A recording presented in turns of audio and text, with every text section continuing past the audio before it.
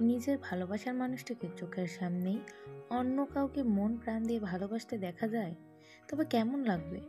নিশ্চয়ই তা সুখকর নয়, বড্ড বেদনার, বড্ড যন্ত্রণার। হৃৎপিণ্ড ছিন্ন ভিন্ন হওয়ার ন্যায় ব্যথা হয় বুকে। আমি বুঝি। কেন বুঝি? কারণ আমি দেখি। আমি রোজ দেখি আমার ভালোবাসার মানুষটি তার ভালোবাসার মানুষ নিয়ে ঘুরছে, ফিরছে, হাসছে, কত কি। হ্যাঁ, সে আমার ভালোবাসার মানুষ হলেও আমি তার ভালোবাসার মানুষ নেই, শুধুই বন্ধু। খুব ভালো বন্ধু আমরা, বেস্ট ফ্রেন্ড। সেই কলেজ লাইফ থেকে এখন ভার্সিটির 4th ইয়ার। গলায় গলায় বন্ধুত্ব আমাদের। কেউ কেউ ভুল করে বলেই ফেলতো, তোমরা কি কাপল? বন্ধুত্বের আড়ালে নতুন অনুভূতির সৃষ্টি হওয়া এই আমার তখন ইতস্তত বোধ হয়। তবে ও হেসে উড়িয়ে দেয়, আমার কাঁধ পেঁচিয়ে ধরে বলে, উই আর বেস্ট ফ্রেন্ডস। আমি আবারও মেয়ে যাই, পিছিয়ে আসি, নিজের সুপ্ত অনুভূতিকে তিরস্কার করি। ছি ছি, এই নিম্ন মানসিক চিন্তা ভাবনাও জানতে পারলে কতক্ষণে বন্ধুত্বের ইটি টেনে দেবে, দূরছাই করে তাড়িয়ে দেবে, বলবে তোর মুখও আমি কোনোদিন দেখতে চাই না। এসব ভাবলে কি করে? নিজের কল্পনাতেই আমি শুকনো ঢোক গিলি। বন্ধুত্ব শেষ করে দিলে তো আমি শেষ হয়ে যাব। যেখানে তাকে রোজ চোখের দেখা একটু না দেখলে আমার জানে বেরিয়ে আসে, সেখানে সব শেষ হয়ে গেলে আমি বাঁচবো? তারপর থেকে সিদ্ধান্ত নিলাম, নিজের অনুভূতি নিজের মধ্যেই চেপে রাখবো। ঘুণাক্ষরেও টের পাবে না কেউ, কেউ না। ভার্সিটি থেকে ফিরে দুপুরে ঘুমিয়েছিলাম। হঠাৎ ফোনের আওয়াজে ঘুম ভাঙলো। হাত ঘড়ি ফোন দিয়ে নিয়ে দেখলাম ও ফোন দিয়েছে। নিশ্চয়ই আমার কলিজা জ্বালিয়ে দেওয়ার মতো কিছু বলবে এখন। ফোন রিসিভ করে কানে ধরলাম। বল, ওপাশ থেকে গদগদ কণ্ঠে বলল, শোন না মৌ, আমি ভাবছি তিন্নিকে প্রপোজ করব। কলিজা ছটৎ করে উঠলো আমার। তবুও তা প্রকাশ না করে শান্ত কণ্ঠে বললাম, তুই প্রপোজ করেই রিলেশনে গিয়েছিস, এখন 6 মাস পর আবার প্রপোজ করবি মানে? আরে ওটা তো সিম্পল গোলাপ দিয়ে প্রপোজ করেছিলাম, আজ ভাবছি বেশ আয়োজন করে আরও একবার প্রপোজ করব। আর আমি 2 মিনিটে তোর বাড়ির সামনে আসছি, তুই 1 মিনিটে রেডি হয়ে থাক।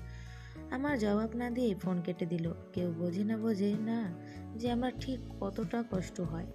গার্লফ্রেন্ড নিয়ে যেখানেই যাবে সেখানেই আমাকে তার সাথে যেতে হবে। তারা বসে প্রেমালাপ করবে আর আমি বসে বসে আমার হৃদয় পোড়া গন্ধ শুকবো। না গিয়ে উপায়ও নেই।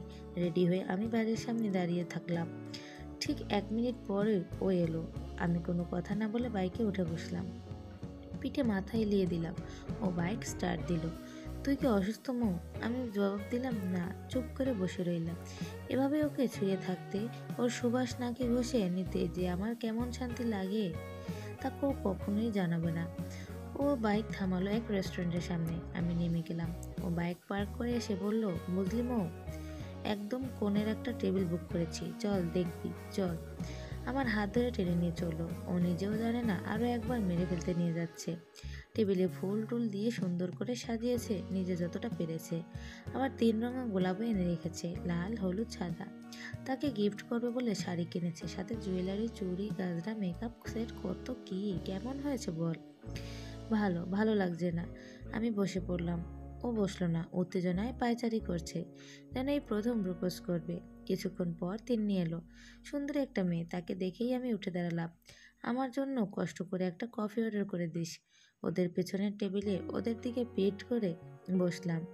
দেখতে চাই না আমি কিছু। ও কফি কখন অর্ডার করলো জানি না।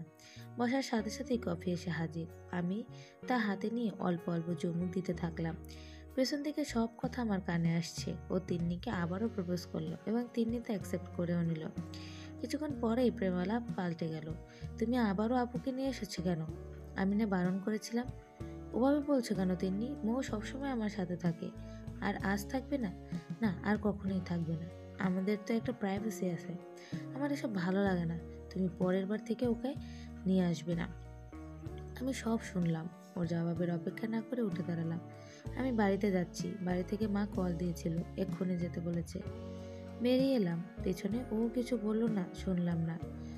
বাড়িতে এসে খুব কাঁদলাম। কেঁদে কেঁদে গলা ভেঙে ফেললাম, চোখ লাল করে ফেললাম। তবুও আমার অসহনীয় কষ্ট কমে না। তারপর থেকেই ও পাল্টাতে শুরু করলো। ভীষণ ব্যস্ত হয়ে পড়লো। যে মানুষটা আমাকে ছাড়া এক মুহূর্তও কল্পনা করতে পারতো না, সেই মানুষটাই আমার খোঁজ নেয় না। শুধু ক্লাসে আসা হয় আর পাশাপাশি বসা হয়। এটাও হয়তো ও বাধ্য হয়েই করে। ক্লাসের সময়টা ছটফট করে খুব। আবার ক্লাস শেষ হতেই ছুটে বেরিয়ে যায়। মনটা তো ওর তিন্নির কাছেই পড়ে থাকে। আমি শুধু চেয়ে দেখি, করার তো আমার কিছুই নেই। আগের মতো কথা বলে না, বাইকে করে বাড়িতেও পৌঁছে দিয়ে আসে না। এখন তো ওর অন্য লোক আছে, ভালোবাসার মানুষ। রোজ রোজ আমার চোখের সামনে দিয়ে তারা ঘুরতে যায়, আমার দিকে ফিরেও তাকায় না ও। আর আমি মলিন হেসে সরে আসি। এছাড়া আর উপায় কি? আজ ক্যান্টিনে বসে আছি একা। আগে আমার সাথেও থাকতো, কিন্তু গত কমাস ধরে এটা পরিবর্তন হয়েছে। রাতে ঘুম হয় না, মাথাটা ধরে আছে প্রচন্ড। ক্যান্টিনের ছেলেটিকে ডাকলাম, ছোট, এক কাপ কফি দিয়ে যেত। মাথায় হাত চেপে বসে রইলাম। ছেলেটা কিছুক্ষণ পর কফি নিয়ে এলো। হাত বাড়িয়ে সেটা হাতে নিতে যেতেই তার সামনে থেকে সরে গেল। আমি মাথা তুলে তাকালাম। সামনে দাঁড়িয়ে আমাদের ক্লাসের সব থেকে নিকৃষ্ট বখাটের দল, তাদের লিডার ফুহাদ। ফুহাদ ভার্সিটির শুরু থেকে আমাকে বিরক্ত করে, তবে ওর জন্য তেমন সুবিধে করতে পারতাম না। আজ সুযোগ পেয়েছে। কি ব্যাপার, তুমি একা যে? তোমার ওই বিএফ কোথায়? Best friend. কেমন যেন তাচ্ছিল্য করে হেসে উঠল তারা। আমি জবাব দিলাম না, শুধু শুধু কথা বাড়িয়ে কি লাভ। আমি উঠে দাঁড়ালে আবার বলল, আরে উঠলে কেন, বসো, গল্প করি। তোমার ওই বেস্ট ফ্রেন্ডের জন্য তো আমরা সুযোগই পেলাম না, তা আমাদের কি একটা সুযোগ দেওয়া যায় নাকি সব স্পেশাল অফার তার? গা ঘিন ঘিন করে উঠল। শক্ত মুখে চেয়ে বললাম, আজে বাজে কথা বলবে না ফুয়াদ, সামনে থেকে সরো। ওরে বাবা, ভয় পেলাম তো, বলে হিক হিক হিক করে হেসে উঠল। আমি দাঁতে দাঁত চেপে রইলাম। ফুয়াদ একটু এগিয়ে চাপা কণ্ঠে বলল, বেস্ট ফ্রেন্ড কি পে করে না? সমস্যা নেই, একটা সুযোগ তো আমি পে করবো, বরং ডাবল দেব। বিস্ফোরত দৃষ্টিতে তাকালাম। ঘৃণ্য ইঙ্গিত বুঝেই আমার সর্বাঙ্গ জ্বলে উঠল। ফুয়াদ নিজেকে অসহায় বোধ করলাম। সব সময় তো আমার পাশেও ছিল, আজ নেই। ওরা আরও অনেক কথা বলল, আমি পারলাম না আর সহ্য করতে, ছুটে বেরিয়ে গেলাম। পিছন থেকে শুনতে পেলাম সকলের অট্টহাসি। বাড়িতে ফিরে মাকে সামনে পেলাম, সামলাতে পারলাম না নিজেকে, জড়িয়ে ধরে হাউমাউ করে কেঁদে উঠলাম। এতক্ষণে জমে রাখা কান্না সব মায়ের বুকে বিসর্জন দিতে লাগলাম। ওপাশে থাকতে কখনো কোনো বাজে কথা, বাজে দৃষ্টি আমাকে ছুঁতে পারেনি, কিন্তু আজও আমার পাশে নেই। মা চমকালেন, কখনো তাকে এভাবে জড়িয়ে ধরে কাঁদা হয়নি। বিচলিত হয়ে পড়লেন মুহূর্তেই, বারংবার বলতে লাগলো, ও মৌ, কি হয়েছে, কাঁদছিস কেন, বল আমাকে। আমি থামলাম না, আমার যে বুকে অনেক কষ্ট। দীর্ঘক্ষণ পর আমি ক্লান্ত হয়ে থামলাম। মা তখনও আমাকে জড়িয়ে ধরে আছেন। ভয় পেয়েছেন তিনি। আমি শান্ত হতে আমাকে কিছু জিজ্ঞেস করলেন না, ফ্রেশ হতে বলে চলে গেলেন। তিনি জানেন এখন আমাকে প্রশ্ন করে করে সেঞ্চুরি পার করলেও জবাব পাবেন না। ক্লান্ত শরীর টেনে ফ্রেশ হয়ে নিলাম। মা খাবার নিয়ে এসেছেন। খেতে ইচ্ছে করছে না, কিন্তু তাকে মানা করলাম না, খেয়ে নিলাম। মা আমাকে রেস্ট করতে বলে চলে গেলেন। গায়ে এলিয়ে দিলাম বিছানায়। আজ যদি ও আমার পাশে থাকতো, তাহলে কি আমাকে এসবের মুখোমুখি হতে হতো? কিন্তু ওর উপায় আর কতদিনই বা নির্ভরশীল থাকবো আমি? ও তো আর সারা জীবন আমার সাথে থাকবে না, এখন থেকেই তো দূরে চলে যাচ্ছে। ভার্সিটিতে প্রবেশ করলাম খানিকটা আনমনেই, আশেপাশে খেয়াল ছিল না। হঠাৎ চেঁচামেচির শব্দে চমকে উঠলাম। অদূরে তাকাতেই বিস্ময়ের হতবাক হয়ে গেলাম। ও বেধড়ক মারধর করছে ফুয়াদদের, নিজেও মার খাচ্ছে কম না। এগিয়ে যেতেই আড়ালে তিন্নিকে লুকিয়ে থাকতে দেখলাম। তার কাছে গিয়ে ব্যস্ত কণ্ঠে বললাম, তুমি ওকে আটকাচ্ছ না কেন? চুপচাপ দাঁড়িয়ে দেখছো? তিনি বিরক্ত হয়ে ঝাঁঝালো কণ্ঠে বলল, নিজে গিয়ে পারলে আটকান, আপনার জন্যই তো এসব হয়েছে। কি সুন্দর ক্যান্টিনে বসে গল্প করছিলাম, তার মধ্যে তার কথায় আর কান না দিয়ে আমি ছুটলাম। মারামারির ভীষণ খারাপ অবস্থা। চেঁচালাম, থামো তোমরা। এই, কি করছিস তুই? মারামারি করছিস কেন এভাবে? বন্ধ করে সব। ও আমার কথা শুনলো না। প্রচণ্ড রেগে ভয়ানক রূপ হয়েছে ওর। এত রেগে গেল কেন? কোনোভাবে ফুয়াদের কথা ওর কানে যায়নি তো? হঠাৎ দেখলাম ফুয়াদের দলের এক ছেলে পেছন থেকে হকি স্টিক নিয়ে মারতে যাচ্ছে ওকে। বুক কেঁপে উঠল আমার। ও পুরো নাম সম্বোধন করে ছুটলাম, আরভিন। ও পেছনে ফেরার আগেই আমি ওকে ঠেলে আড়াল করে দিলাম।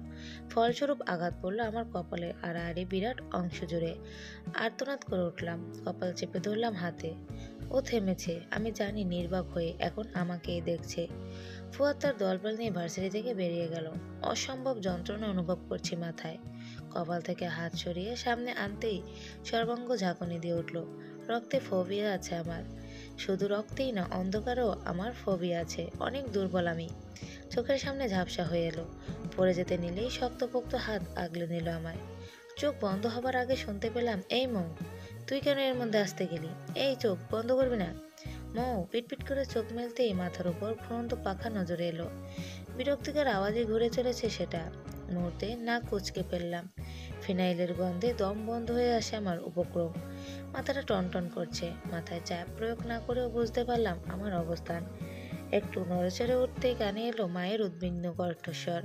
তোর জ্ঞান ফিরেছে মৌ? কই গেলেন? দেখেন, দেখে যান, মৌয়ের জ্ঞান ফিরেছে। এই বলেই কান্না শুরু করলেন। বাইরে থেকে হুড়মুড়িয়ে প্রবেশ করলেন বাবা এবং ও। বাবা বিরক্ত মুখে চেয়ে বলেন, আবার শুরু করলে তুমি? থামো একটু, মেয়ের তো জ্ঞান ফিরেছে নাকি?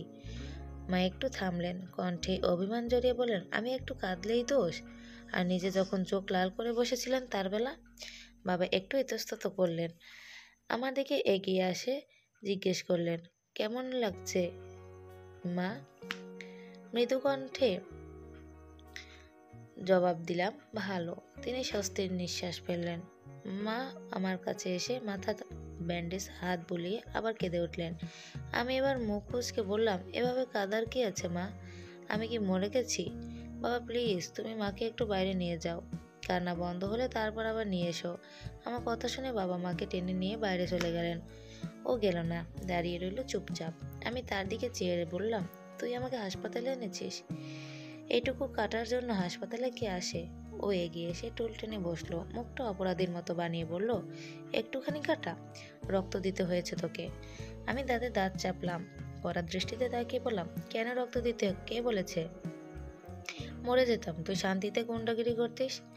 এই আমাকে রক্ত দিয়েছে কে? তুই? ও মাথার উপর নিচ নাড়ালো। খেপে উঠলাম আমি। কোনো গুন্ডার রক্ত আমি নেব না, এক্ষুনি ডাক্তার ডাক, সব রক্ত বের করতে হবে। ও অসহায় মুখ ছোট করে তাকালো। আমি অসুস্থ বলে আমার উপর আক্রোশটা ঠিক ঝরতে পারছে না। আমি আবার বললাম, পুলিশ ডাক, এখনই পুলিশ ডাক। কেন? কেন মানে? একজন গুন্ডা আমার সামনে দাঁড়িয়ে আছে, তাকে পুলিশের কাছে ধরিয়ে দেওয়া আমার নাগরিক হিসেবে দায়িত্ব। জলদি ফোন দে। প্রিন্সিপালের ছেলে বলে তোকে ছেড়ে দিতে হবে নাকি? ও মিনমিন করে বলল, নিজেই ফোন দিয়ে বলবো নিজেকে ধরে নিয়ে যেতে? আমার মাথা ঠিক ছিল না। মৌ, ফুয়া তোকে ওসব বলেছে শুনেই আমার কি দোষ? কে বলেছে তোকে? ছোট বলেছে? যখন ক্যান্টিনে গিয়েছিলাম অর্ডারের জন্য, ওকে ডাকতেই ও বলল, তুই আমাকে বলিসনি কেন? তাচ্ছিল্য হেসে মনে মনে আওড়ালাম, আমার কথা শোনার সময় আছে তোর? একটু চুপ থেকে বললাম, দোষটা তোরে। আমাকে যে যা খুশি বলুক, তোর তাতে কি? তোর না গার্লফ্রেন্ড আছে? ও এসব মারপিট দেখে যদি ব্রেকআপ করে দেয়? এবার ওর চোয়ালটা একটু শক্ত হলো। না একটু না, অনেকটা দৃঢ় কণ্ঠে বলল, তুই আমার বেস্ট ফ্রেন্ড মৌ, তোকে কেউ আজে বাজে কথা বললে আমি সহ্য করতে পারি না। আর আমার গার্লফ্রেন্ডকে নিয়ে তোকে ভাবতে হবে না, আমি বুঝে নেব। সূক্ষ্ম শ্বাস ফেলে চোখ বন্ধ করে নিলাম। এতই যখন সহ্য হয় না, তাহলে পাশে থাকলেই তো পারিস। কিন্তু তোর তো অন্য দায়িত্ব আছে। চোখ খুলে শান্ত কণ্ঠে বললাম, এই গাধা, কটা বাজে? 12টা 5, বাড়ি যাব আমি। দম বন্ধ হয়ে আসছে, বাবাকে ডাক। আর তুই চলে যা, দেখ তিন্নি রাগ করে বসে আছে কিনা। আমি তোকে বলেছি এসব নিয়ে ভাবতে? চুপচাপ শুয়ে থাক, খড়খড়ে কণ্ঠে বলে ও বাইরের দিকে হাঁটা দিল।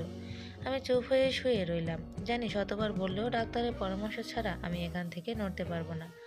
বাসায় নিয়ে এসেছে বিকালে। আমার কাছে চরম লজ্জাজনক ব্যাপার হলো, হেঁটে আসার পথটুকু আমাকে ওর কোলে উঠেই আসতে হয়েছে। দাপাদাপি করে মানা করেও লাভ হয়নি। মাথায় ব্যথা লেগেছে, পায়ে তো আর না। কিন্তু আমার কথা শুনলো তো? এত জলদি? এত জেদি মানুষ আমি দুটো দেখিনি। আমি তো সহ্য করতে পারি, তিন্নি কিভাবে সহ্য করবে কে জানে।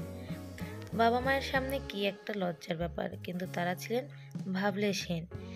যেন এখানে আশ্চর্যজনক কিছুই নেই। আমাকে রুমে নামিয়ে দিয়ে চলে গেল। বাইরে থেকে আওয়াজ পেলাম, এখন যাস না বাবা, রাতে খাবার খেয়ে তারপর যাবি, কতদিন আসিস না।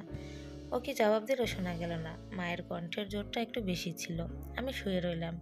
আমি জানি ও যাবে না। মায়ের হাতের রান্না খেয়ে 101টা প্রশংসা করে তবেই যাবে।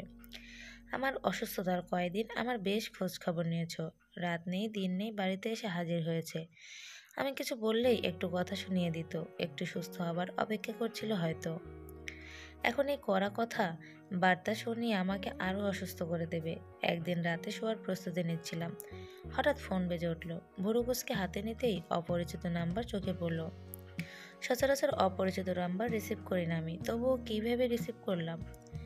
আসসালামু আলাইকুম, কে বলছেন? ওপাশ থেকে সালামের জবাব এলো না, বরং কর্কশ কণ্ঠে বলল, আরভিনের থেকে দূরে থাকবেন। আমি ঠিক চিনলাম না, অবাক হলাম এমন আচরণে। জোরালো কণ্ঠে বললাম, কে আপনি? আমি তিন্নি। দীর্ঘশ্বাস ফেলে বললাম, আমার নম্বরকে কোথায় পেয়েছো তুমি? সেটা আমি আপনাকে বলতে বাধ্য নই। আপনি আমার আরভিনের থেকে দূরে থাকবেন। আপনার জন্য আমাদের মাঝে দূরত্ব সৃষ্টি হচ্ছে। আর আপনিও কেমন নির্লজ্জ, জানেন ওর গার্লফ্রেন্ড আছে তবুও ওর পেছনে ঘোরেন। আমি বাকরুদ্ধ হয়ে গেলাম, জবান যেন আটকে গেল। শক্ত কোনো জবাব দিতে যেও পারলাম না। তিনি আরও কত কি বলল আমি শুনলাম না, কেটে দিলাম। সারা রাত ধরে ভেবে আমি দৃঢ় প্রতিজ্ঞা করলাম ওর থেকে দূরে থাকবো। এতে যদি বেস্ট ফ্রেন্ডের তকমা মুছে যায় তবুও। ক্লাসের মধ্যে বসে আবারও একবার নিজের প্রতীকের কথা স্মরণ করে নিলাম। আমি আজ দ্রুতই চলে এসেছি। ও আসেনি এখনো, গিয়েছে হয়তো গার্লফ্রেন্ডকে পিক করতে।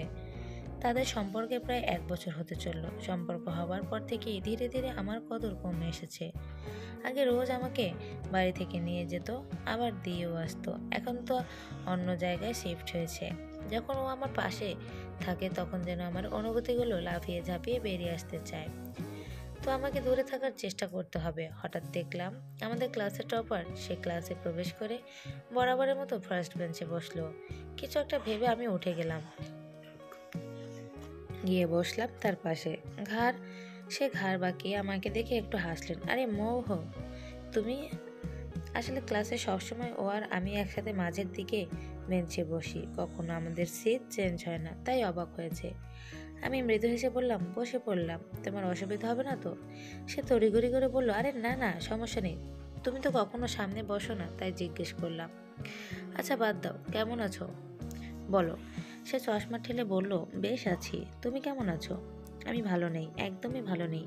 তা কি আর বলা যায়? ঠোঁটে মিথ্যে হাসি ঝুলিয়ে বললাম, ভালো। আসলে সাইদ, কি বলো তো, আমার একটা টপিকে সমস্যা আছে, তুমি কি একটু বুঝিয়ে দেবে? সাইদ আবারও হেসে বলল, কেন নয়, ক্লাস শুরুর এখনো 15 মিনিট বাকি আছে। এর মধ্যে সাইদ সব বুঝিয়ে দেবে। না বোঝাতে পারলেও আমার কোনো সমস্যা নেই, কারণ আমি বাহানা দিয়েছি মাত্র সামনে বসার জন্য। ক্লাসে মোটামুটি ভালো পারলেও আমি সামনে বসি না বলে অনেকে অনেক কথা বলে। আজ তারা আমাকে দেখে অবাক হয়েছে। ক্লাস শুরু হবার ঠিক 2 মিনিট পূর্বে ও ক্লাসে ঢুকলো। কোনো দিকে খেয়াল না করেই মাঝের বেঞ্চে গিয়ে বসলো। আমি দেখেও দেখলাম না। কিছুক্ষণ পর শুনতে পেলাম, এই মৌ আসেনি? এসেছে তো, ওই যে সামনে সাইদের পাশে। না তাকিয়েও আমি বুঝলাম যে ও অবাক হয়েছে। পরেই পেছন থেকে ডাকলো, মৌ, এই মৌ, সামনে কি করছিস, জায়গায় আয়। এমনভাবে ডাকছে যেন ওর পাশে বসার জায়গাটা আমার জন্য সারা জীবনের জন্য বরাদ্দ। আমি শুনলাম না, ফিরেও তাকালাম না। এমন ভাব করলাম যে এখন আমার চারপাশে সাইদ ছাড়া কেউ নেই। সাইদের বিরক্তিকর পড়া ছাড়া আমি আর কিছুই শুনতে পাচ্ছি না। ও আরও ডাকলো কয়েকবার। শেষের বার মনে হচ্ছিল রেগে গিয়েছে। তবে স্যার এসে যাওয়ায় তেমন কিছু করতে পারলো না। পুরোটা ক্লাস আমরা দুজন দুই প্রান্তে থেকে কাটালাম। সবগুলো ক্লাস শেষ হলো। সাইদের সাথে আজ খুব কথা বললাম, হাসাহাসিও করলাম। ক্লাস থেকে বের হতে নিলেই ও পথ আটকালো। এক পলক সাইদের দিকে তাকিয়ে বলল, তোর সাথে আমার কিছু কথা আছে মু, চল। আমি মুখের ওপর মানা করে দিয়ে বললাম, তোর কথা পরে শুনবো, আমি এখন যেতে পারবো না, লাইব্রেরিতে কিছু কাজ আছে, চলো সাইদ। ওকে সম্পূর্ণ অবজ্ঞা করে আমি সাইদের সাথে লাইব্রেরিতে চলে গেলাম। ভালোবাসা তো কমাতে পারবো না, কিন্তু যোগাযোগটা আমাকে কমাতে হবে। আজকাল যেন ওর কল দেওয়ার মাত্রা বেড়ে গিয়েছে। আমি রিসিভ করি না, ফোনটা বাজতে বাজতেই বন্ধ হয়ে যায়, আবার বাজে। আমি ওর থেকে এক প্রকার পালিয়ে বেড়াচ্ছি।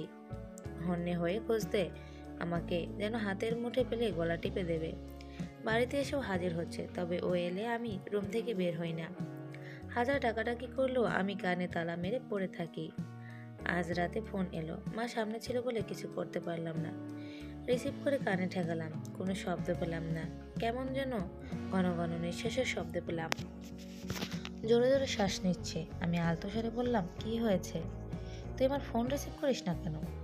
আমার সাথে কোনো যোগাযোগ করিস না মৌ? আমি কি করেছি? করুণ কণ্ঠে বলল।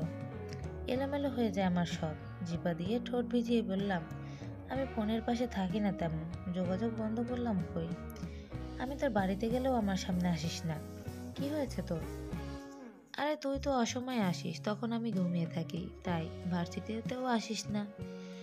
এমনি ইচ্ছে করে না। একটু নীরব রইল, পরে বলল, তিন্নি হুট করেই বিয়ের জন্য জোরাজোরি করছিল। বললাম আমার পড়াটা শেষ হোক, কিন্তু ও রাজি হলো না। আমি নাকি দিনকে দিন কেমন হয়ে যাচ্ছি। বাবা মাকে পাঠিয়েছিলাম, তারা তিন্নিকে পছন্দ করেছে এবং বিয়ের তারিখ পাকা করে এসেছে। বুকের মধ্যে কামড়ে উঠল, যেন দম বন্ধ হয়ে আসতে চাইল। আমি ঢোক গিলে মৃদুস্বরে বললাম, তাই নাকি? এ তো অনেক খুশির খবর। তোর জন্য খুব খুশি আমি। এই খবরটা দিতেই বুঝি এত কল করতিস? তা বিয়ে কবে? সামনের শুক্রবার। আজ শুক্রবার, আর ওর বিয়ের সামনের শুক্রবার।